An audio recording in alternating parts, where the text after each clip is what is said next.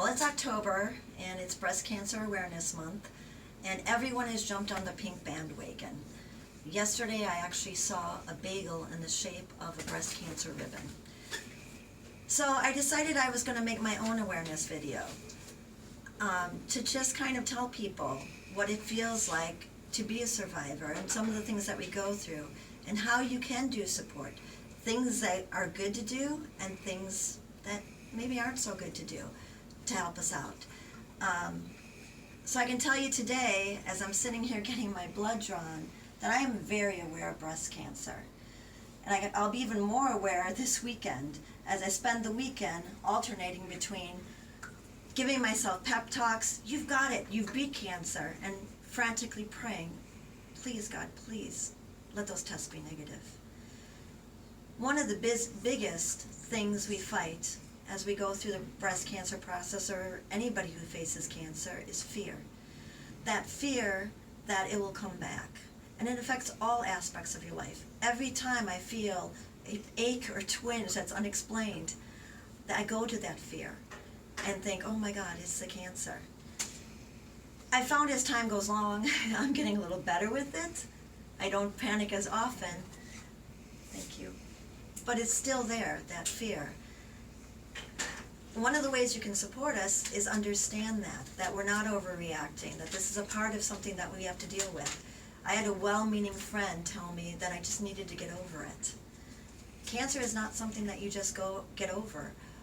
Once you hear those words, you have cancer, your reality is forever changed by that. One of the things that you can do to help support is go to places that actually support a cure. I'm a Ford model of courage. I was picked to represent other women who've been through this battle. One of the things that they do, which is why I applied for this, to become a Ford model of courage, is they sell t-shirts and things that you can buy that the money goes to breast cancer organizations.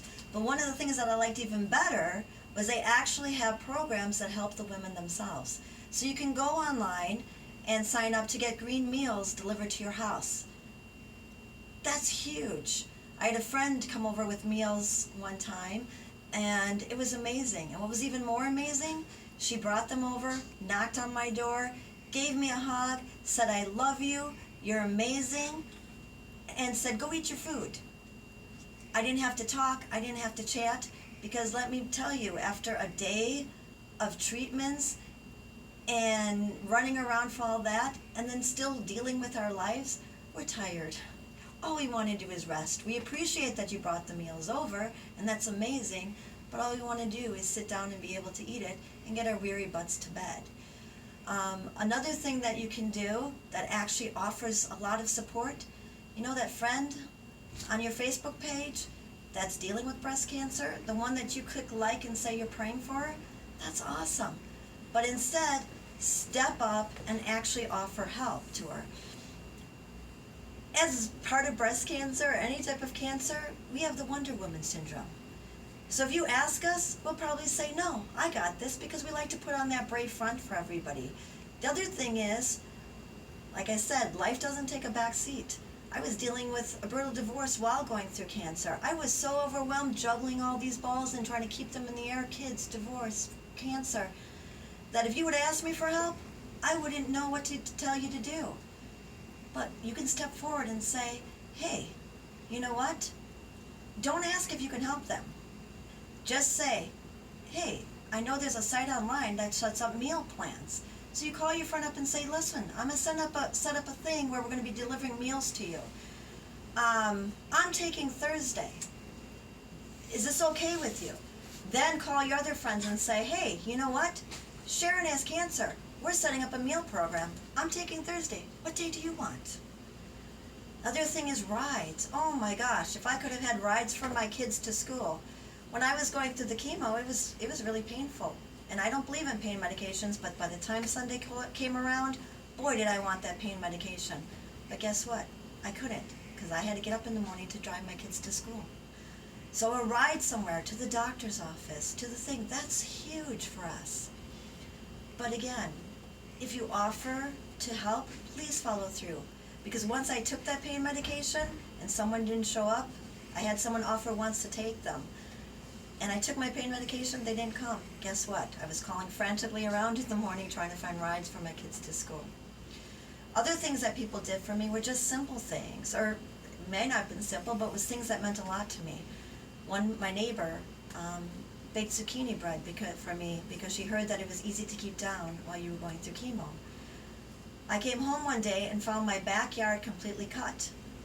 All the leaves raked. Well, I had done the front yard because the neighbors could see that. I figured, who saw the backyard but me? But you know what? Every time I looked at that backyard when I couldn't find my dogs through the weeds that had grown 3 feet high, just was a reminder to me that I was failing in my life. So for someone to do that was huge. I had another friend who would call me or text me on Sunday nights when the pain was the worst, and he would text me for hours from another state just telling me funny pickup lines or stupid jokes to take my mind off it until I fell asleep. These are all things that you can be aware of, that you can do to step up and help. So there's only one more thing that I want to say that I am aware of as a breast cancer survivor. I am aware every morning when I get out of bed that I have been given a gift of a day that someone else didn't get to have. I hope you're aware of that as well. Thank you.